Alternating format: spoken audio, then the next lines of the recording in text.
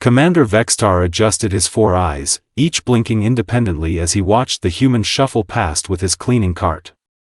The bipedal creature wore the standard gray maintenance uniform, completely unremarkable except for the way every Korvanni officer seemed to develop sudden selective blindness whenever he approached.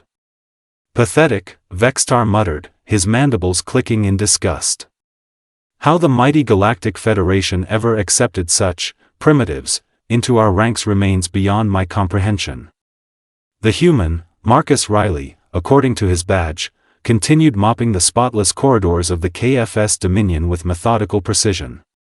His movements were slow, deliberate, almost bovine in their simplicity. Exactly what one would expect from a species that had barely crawled out of their own planetary atmosphere before the Federation graciously lifted them from their technological infancy. Lieutenant Zaraneth sidled up beside Vex'tar, her purple scales shimmering with amusement. You know what they say about humans, Commander. All brawn, no brain. Perfect for manual labor. Indeed. Vex'tar's attention returned to his tactical display, where formation patterns for the upcoming battle against the hegemony rebels scrolled past in neat, predictable rows. Though I question even their brawn.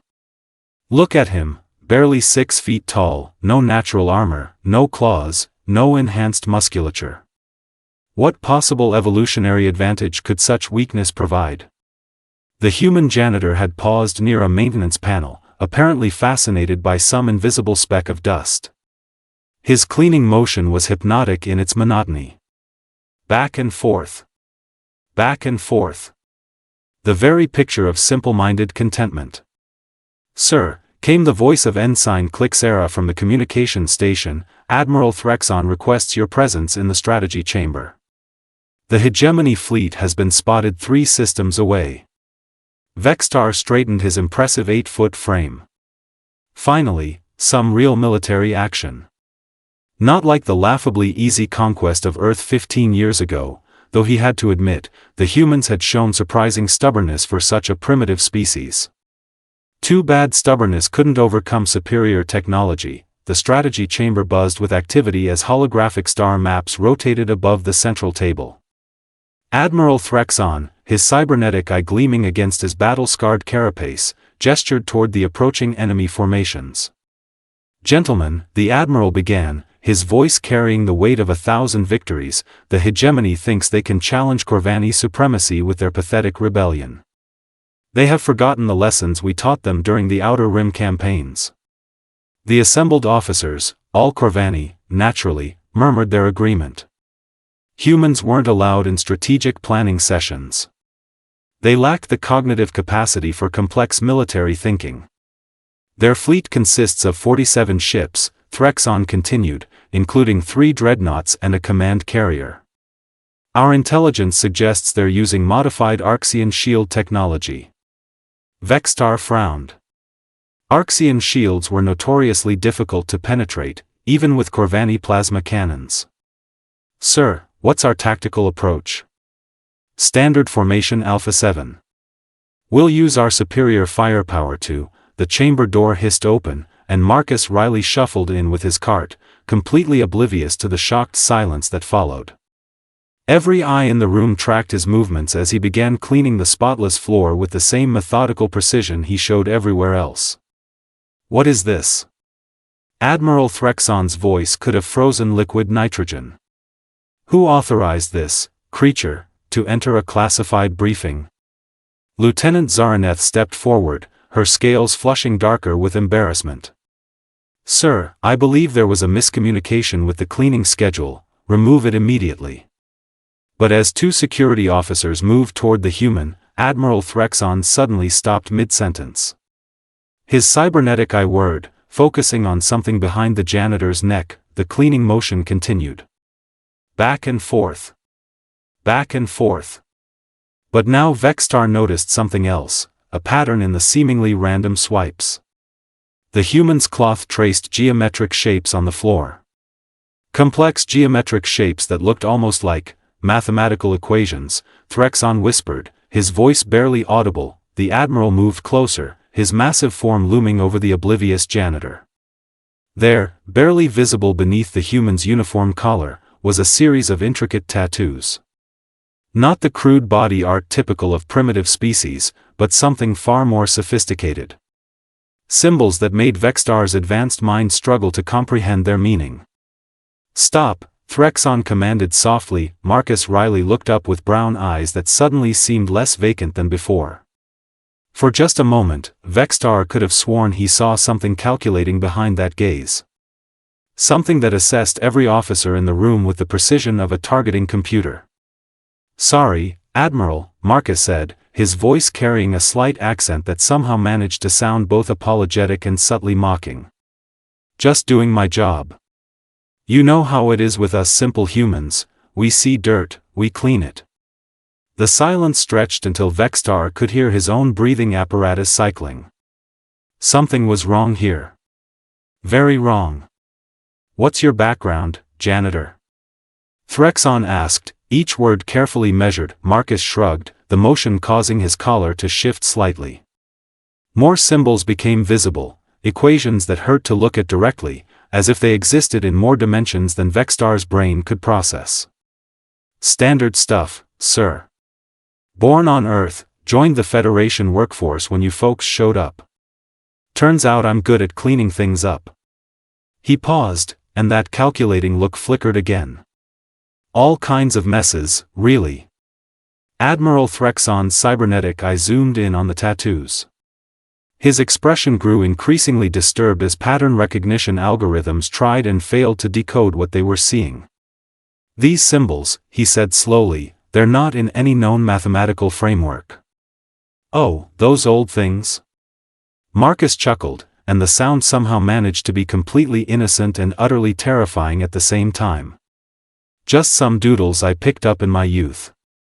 Turns out humans have all sorts of hobbies that keep us occupied during long space flights." Vex'tar felt something cold crawl up his spine. In all his years of military service, he'd learned to trust his instincts.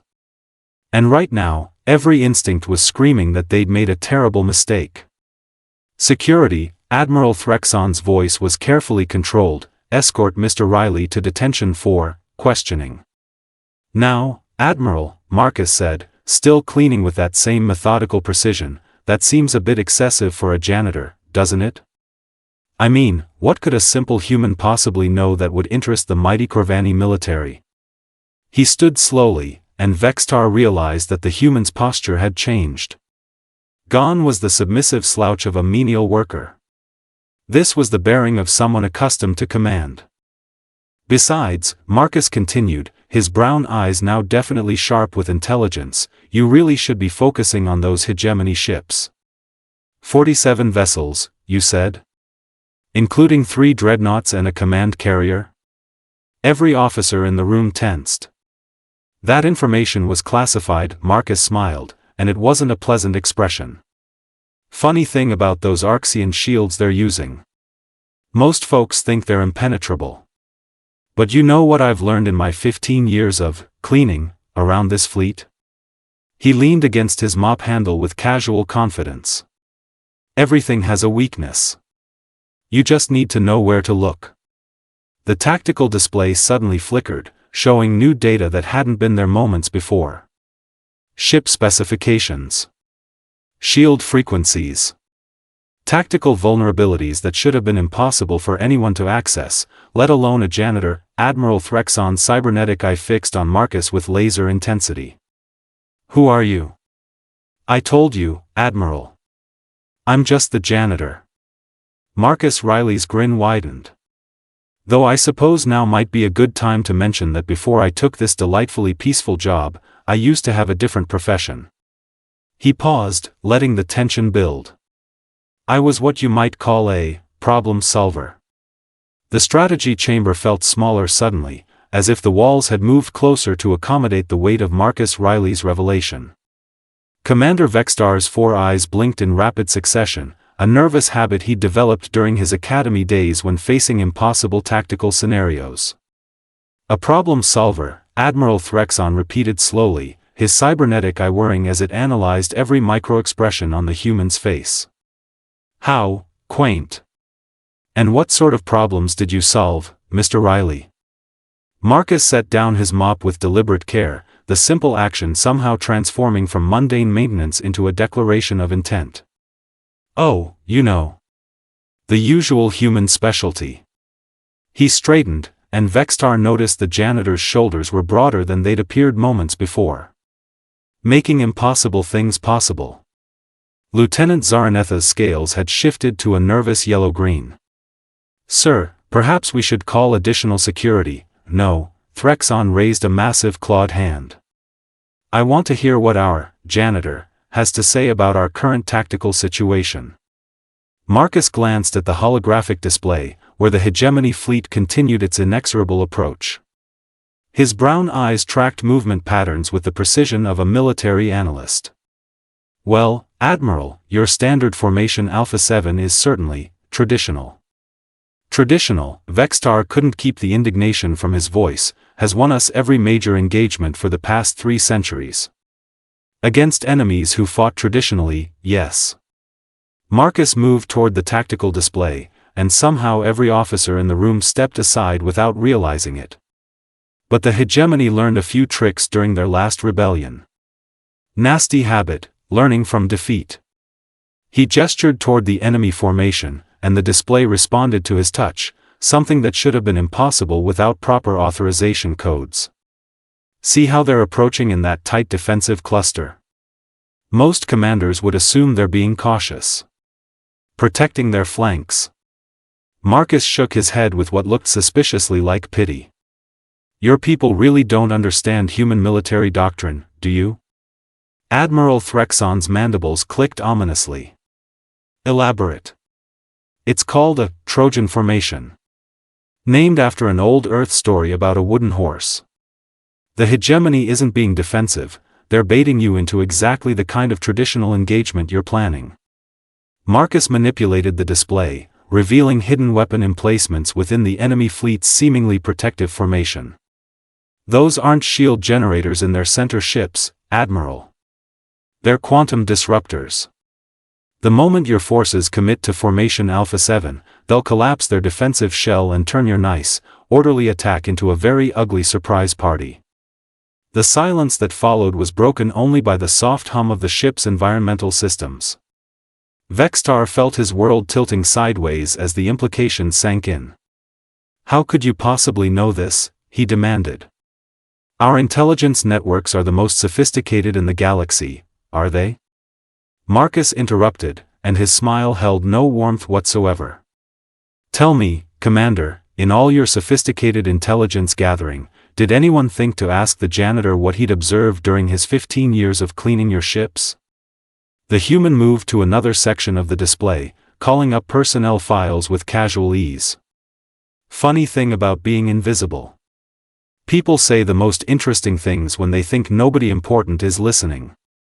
Images flashed across the screen, communication logs, tactical briefings, private conversations between officers. All of it somehow recorded and analyzed by the man everyone had dismissed as a simple cleaner.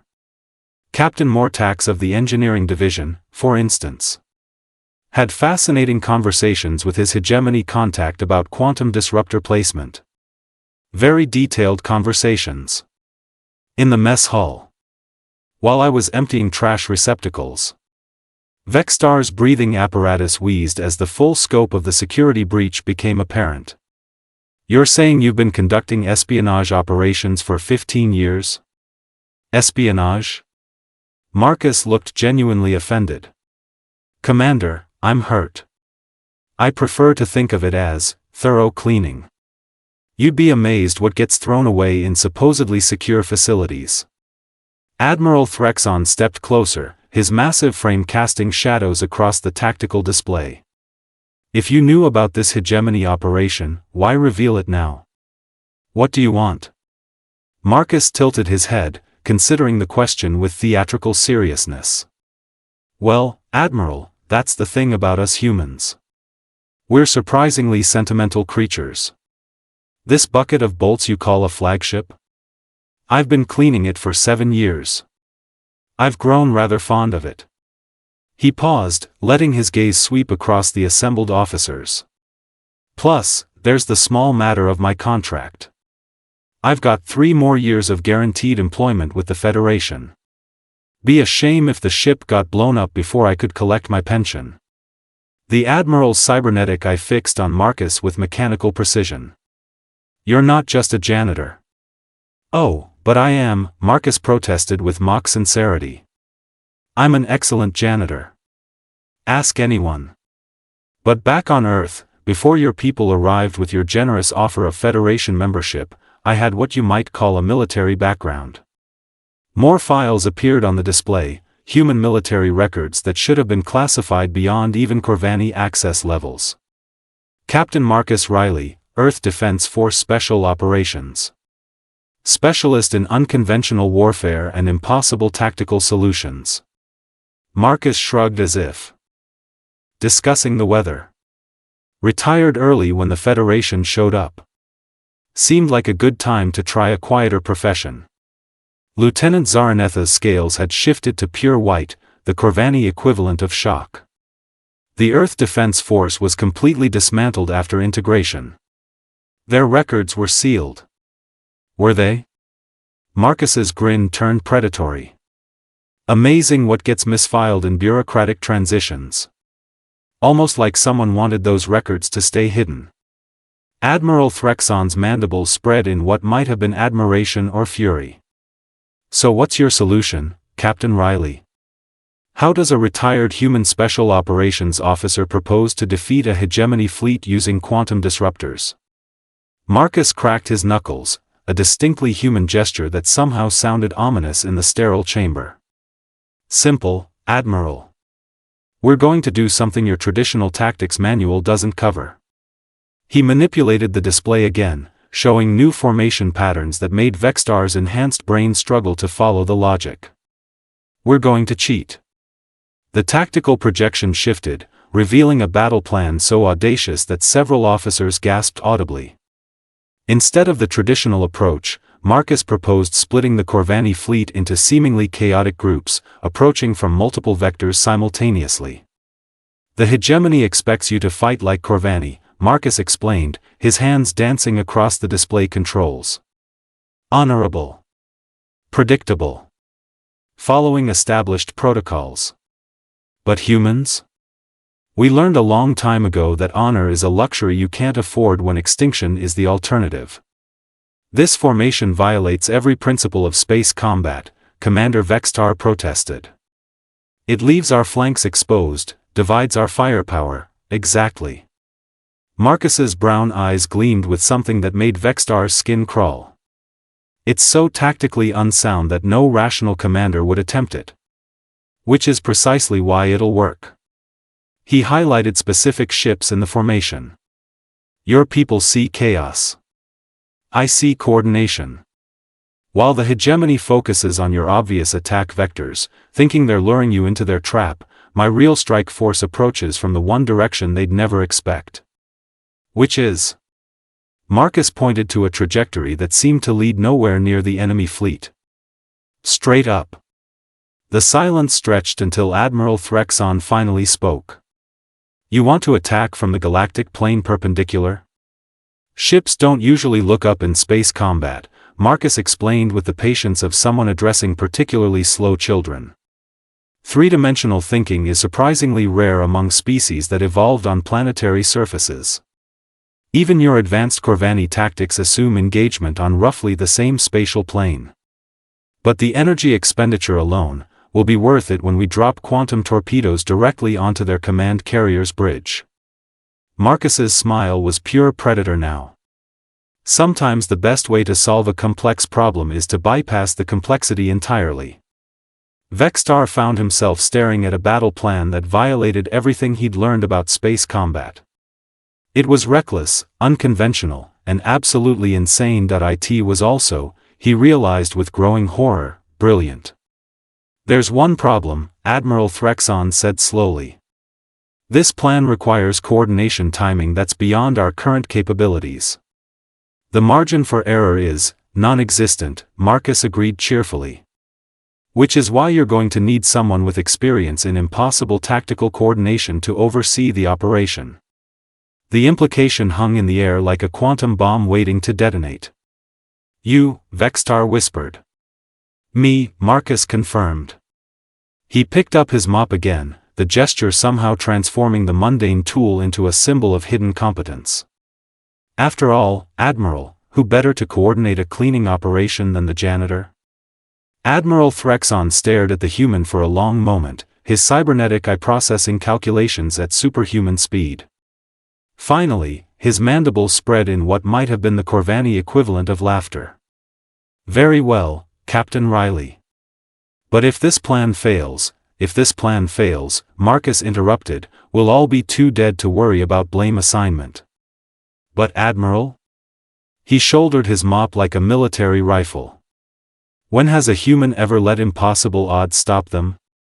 As alarms began blaring throughout the ship, announcing the hegemony fleet's final approach, Vex'tar realized that their supposedly primitive janitor had just taught the entire Korvanni military establishment the most important lesson in the galaxy: never underestimate a species that had learned to survive by making the impossible look routine. The battle for the Dominion was about to begin, and for the first time in his military career, Commander Vex'tar found himself grateful for human unpredictability, even if he'd never admit it out loud.